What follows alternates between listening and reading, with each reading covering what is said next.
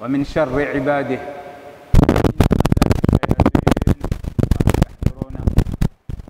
إن الحمد لله نحمده ونستهديه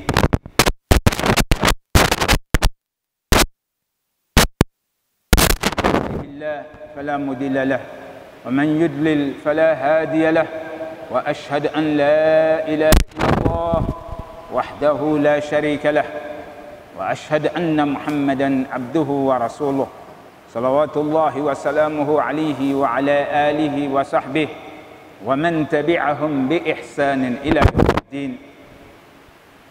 Chers frères et sœurs, qu'Allah subhanahu wa ta'ala nous pardonne nos péchés et qui nous guide sur son droit chemin. Alhamdulillahi Rabbil Alamin. Nous rendons grâce à Allah qui nous a permis de voir le meilleur des mois dans l'année et de jeûner comme Dieu nous l'a recommandé. Wallahi, combien de gens qui souhaiteraient être à notre place, qui sont soit alités dans leur propre maison ou bien dans un hôpital, ils n'ont pas pu jeûner ce mois comme nous. Alors combien qui ont commencé aussi ce mois béni en jeûnant et qui se retrouvent actuellement dans l'impossibilité de se mouvoir ou même qui se retrouvent actuellement dans le tombe, chers frères et sœurs. Donc si vous et moi, nous sommes ici en ce moment précis, nous avons eu la chance de voir un premier sermon. Allah subhanahu wa ta'ala, par sa grâce, il a voulu qu'aujourd'hui, il nous donne deux fois l'opportunité de nous faire pardonner. Le jour de l'Eid al-Fitr, ce jour-là, Allah subhanahu wa ta'ala, il est tellement satisfait de ses créatures jusqu'à y prendre les anges à témoin. Regardez mes créatures, je leur ai recommandé de jeûner le mois béni de Ramadan. Ils l'ont fait. Les voici venus aujourd'hui. Alors soyez témoins, tous ceux qui ont jeûné et tous ceux qui sont venus avec foi. Alors soyez témoins, je leur pardonne leurs péchés. Subhanallah. Ça c'était aujourd'hui à 9 h. C'est pourquoi c'était demandé que chacun vienne avec les membres de sa famille. Même les femmes en état de menstru devaient être là pour qu'au moment où Allah subhanahu wa ta'ala il va avoir pitié de nous, que elles aussi puissent être dans la miséricorde d'Allah subhanahu wa ta'ala. Donc on ne peut pas finir de dénombrer les bienfaits d'Allah subhanahu wa ta'ala. C'est pourquoi Allah nous dit Dieu vous a tout accordé. Tout ce qu'on lui demande, Dieu nous l'accorde. Dieu nous dit, si on veut dénombrer ses bienfaits pour nous, nous ne pourrons jamais. L'être humain, il est vraiment rebelle. L'être humain, malgré que Dieu lui donne tout, mais tu vas trouver qu'il va souvent se rebeller en allant pécher. Alors que quand tu pêches, quand tu commets un péché, tu le fais à ton propre détriment. Donc Allah subhanahu wa ta'ala nous amène à nous améliorer, chers frères et sœurs. Et donc en jeûnant le Ramadan, nous nous rendons compte qu'avec l'aide d'Allah subhanahu wa ta'ala, nous pouvons assumer nos différentes responsabilités, chers frères et sœurs. Car en tant que croyants, nous avons la responsabilité éducationnelle.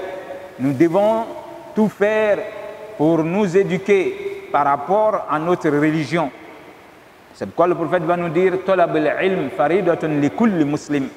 Le prophète nous dit aller à la recherche du savoir. C'est une obligation pour tout croyant. Que tu sois homme ou femme, tu dois tout faire pour avoir le savoir. Donc Allah subhanahu wa ta'ala nous augmente en savoir, chers frères et sœurs. Alors, on a la responsabilité spirituelle aussi. Lorsque vous êtes croyant, Allah subhanahu wa ta'ala, il vous a confié l'intellect et il a mis l'âme dans votre corps. Vous devez tout faire pour vous améliorer spirituellement. Et vous devez craindre Dieu dans l'intimité. C'est ce qu'on a pu faire pendant le Ramadan. Pendant le Ramadan, lorsque tu commences à jeûner, tu peux être seul dans ta chambre, seul dans ton bureau, seul partout où tu te trouves, mais ta conscience te dit que Dieu me voit. Et j'ai décidé de commencer à jeûner pour lui, je ne vais jamais rompre jusqu'au coucher du soleil. Donc, spirituellement, ton caractère se forge. C'est pourquoi le prophète va nous dire « Ittaqil maharim takun a'budan nas » Il faut craindre Allah subhanahu wa ta'ala et éloigne-toi de tout ce que Dieu a prohibé. Ainsi, tu seras le meilleur adorateur d'Allah subhanahu wa ta'ala. Donc, le meilleur adorateur de Dieu, c'est celui qui est consciencieux. C'est celui qui sait que Allah subhanahu wa ta'ala, il me voit partout où je suis. Il est avec moi, même quand je ne le vois pas. Je sais que lui, il me voit. Donc, lors du Ramadan, on a pu avoir ce bon caractère-là, chers frères et sœurs. Et il y a la responsabilité aussi familiale qu'il faut assumer. Dieu a voulu qu'on soit des pères de famille. Dieu nous a confié nos femmes et nos enfants. Nous devons veiller à ce que ceux-là, ils puissent continuer d'adorer Allah subhanahu wa ta'ala de notre vivant, comme on souhaiterait que même le jour qu'on n'est plus de cette existence-là, qu'ils puissent continuer d'adorer Allah subhanahu wa ta'ala. Donc on doit pouvoir parler pour améliorer sa famille. Alors on doit aussi prier pour la femme et les enfants à leur insu. L'homme responsable, quand tu as fini de dire Dieu aime ça, Dieu n'aime pas ça, ils vont t'écouter, mais leur cœur dépend de Dieu. Alors toi, qu'est-ce que tu fais? Tu te mets en prière aussi pour ta femme et tes enfants. Alors, il y en a tellement des doigts pareils dans le Coran. Alors, il faut avoir l'habitude de dire Rabbana hablana min azwajina wa dhurriyatina qurrata a'yunin waj'alna lil muttaqina imama. Dieu dit que ses pieux serviteurs, il va citer leur comportement. Et parmi ces pieux serviteurs, ce sont ceux qui vont prendre le temps de penser que Dieu, moi j'ai ma femme, j'ai mes enfants, j'aurai ma progéniture, ma descendance, mes petits-enfants. Seigneur, je veux que ce soit des gens qui soient honorables, des gens qui peuvent porter mon nom après moi et qu'ils soient des guides pour la communauté musulmane. Alors ça se demande à Dieu, surtout avec cette bénédiction. Wallah, il faut la mémoriser et il faut la faire souvent pour toi-même, pour ta progéniture. Rabbana hablana min azwajina wa dhurriyatina qurrata a'yunin waj'alna lil muttaqina imama. Il faut prier pour sa femme, ses enfants, parce qu'un jour, c'est possible que tu partes et que tu les laisses en train de vivre. Alors que ton départ ne fasse pas qu'ils vont changer de religion ou ils vont laisser la voie qui est tracée par Allah subhanahu wa ta'ala. Alors, chers frères et sœurs, dans notre communauté, nous devons savoir aussi qu'il y a des enjeux pour que nous soyons la meilleure des communautés. Il y a des enjeux. Allah subhanahu wa ta'ala, il a fait que nous sommes la meilleure des communautés. Il nous l'a dit. Kuntum khayra ummatin ukhrijat linnas ta'muruna bil ma'ruf wa tanhauna 'anil munkar wa tu'minuna billah. Dieu nous dit, vous êtes la meilleure communauté surgie entre les hommes. Vous ordonnez ce qui est bon et vous interdisez ce qui est blâmable et vous croyez en Allah subhanahu wa ta'ala. Et donc, il faut tout faire pour préserver cet acquis. Et surtout, on en a eu dans ce mois béni de Ramadan. Dans ce mois béni de Ramadan, nous avons eu la crainte d'Allah subhanahu wa ta'ala. La crainte d'Allah, quand tu l'as avec toi, ça t'ouvre toutes les portes.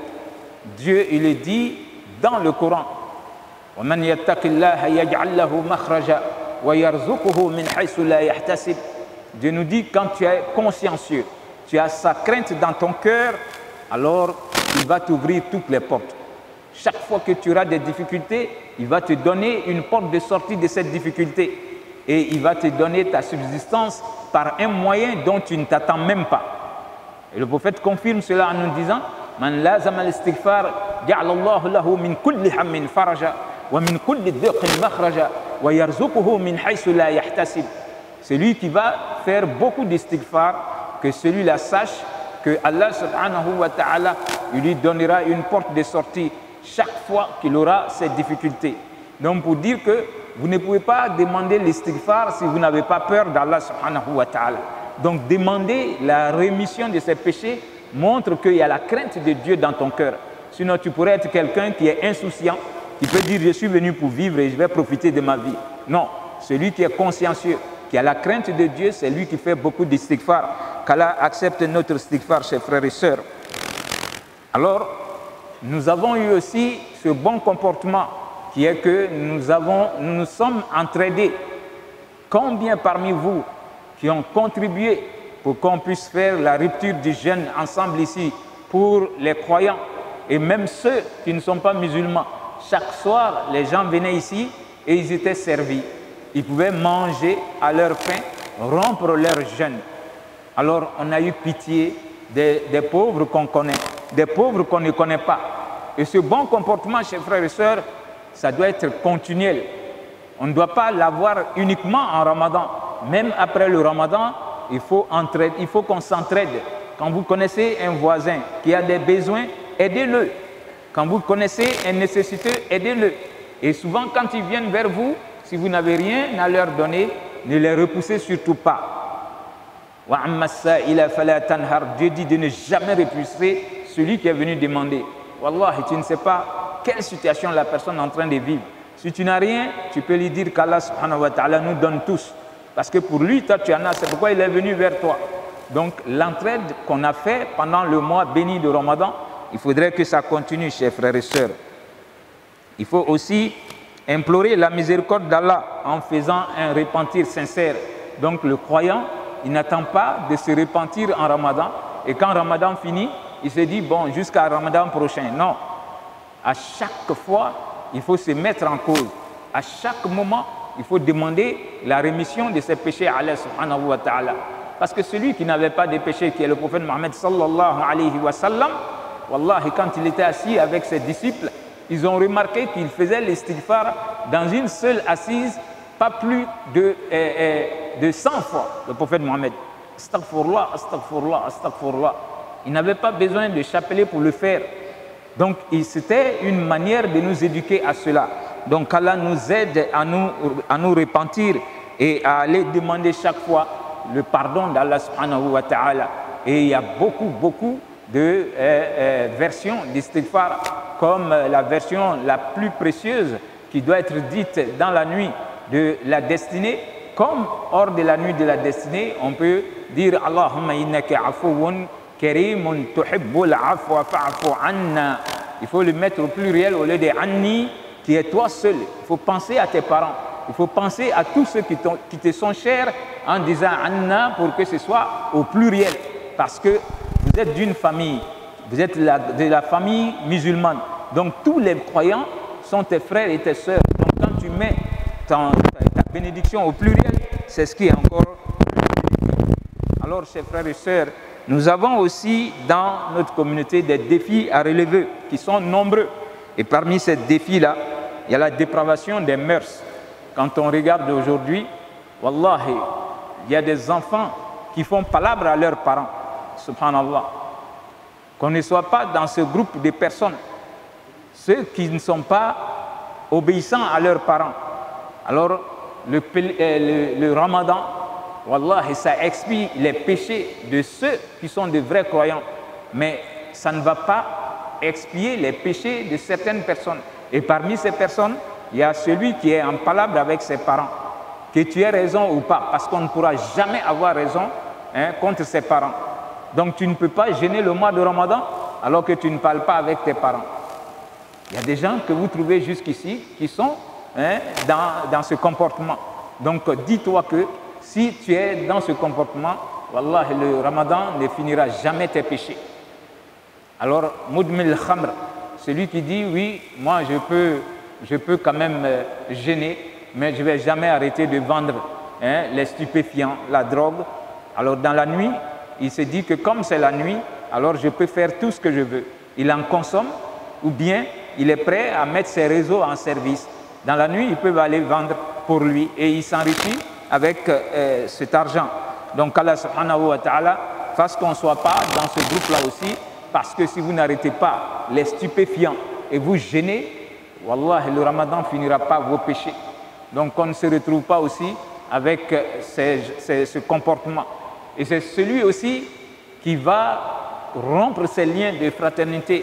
Dieu a voulu qu'un frère soit ton frère utérin ou ton frère consanguin. Vous êtes de même père, ou bien vous êtes de même mère, même père. ou bien vos parents sont de même père, même mère, ce sont tes cousins. Toi, tu coupes les liens avec eux. Pourquoi? Parce que tu ne veux pas de leur tête. Et souvent, ce n'est pas fondé. Donc, si tu coupes les liens de fraternité, le mois de Ramadan ne peut pas finir tes péchés. Il faut que tu finisses ces palabres inutiles. Et c'est comme celui qui remplit les conditions de la zakat et il refuse de payer sa zakat. Wallah, l'islam, on ne peut pas dissocier les 5 piliers de l'islam. On ne prend pas une partie qui te plaît et puis tu rejettes l'autre partie. Tu ne peux pas prier et tu remplis les conditions de la zakat, tu refuses de payer ta zakat. Dieu ne veut pas de ta prière, il ne veut pas de ton jeûne parce que tu refuses de donner la zakat. C'est Dieu qui t'a confié son argent. Wallah, il veut voir si tu peux donner aussi à ceux qui sont les nécessiteux. Donc nous avons aussi dans la jeunesse, surtout l'adultère, chers frères et sœurs. Combien de jeunes qui s'y adonnent aujourd'hui? On est prêt à commettre l'adultère. Peut-être qu'on va arrêter un tout petit peu pendant ce mois béni, qui était le mois de Ramadan. Mais après ça, on n'a pas rompu les liens avec les copines ou avec les copains. On se dit qu'après le Ramadan, on peut continuer. Il ne faut pas mourir en train de commettre ce péché. Parce que si tu meurs sans t'en repentir, alors parmi les inconvénients de l'adultère le jour de la résurrection, ça peut te faire éterniser en enfer, chers frères et sœurs. Si tu meurs sans t'en repentir, si c'est de ton vivant, tu as pu t'en repentir, Dieu il pardonne tous les péchés, quoi que soit la grandeur du péché. Lorsque le repentir s'en est suivi, Allah pardonne. Mais si tu dis, moi je vais faire ça, tu te dis que tu vas leurrer Dieu, je vais faire jusqu'à un moment donné, puis je vais voir, subhanallah. Et si tu meurs, tu ne t'es pas repenti de ce péché, ça peut te faire éterniser en enfer, qu'Allah subhanahu wa ta'ala nous en préserve. Donc, il y a aussi le défi de l'ignorance de la religion, chers frères et sœurs. Il faut qu'on essaye de venir vers notre religion. Tu es allé à l'école occidentale, chose qui est bien. Ça t'a permis d'être quelqu'un de valide dans notre communauté. Tu es directeur, tu es ingénieur, tu peux être quelqu'un d'important dans la société, mais il ne faut jamais ignorer ta religion.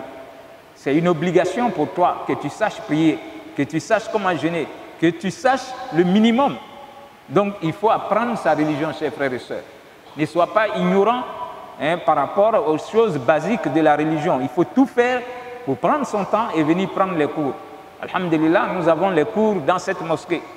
Vous avez les cours ici pour apprendre à lire le Coran. Vous avez des cours aussi pour apprendre la religion.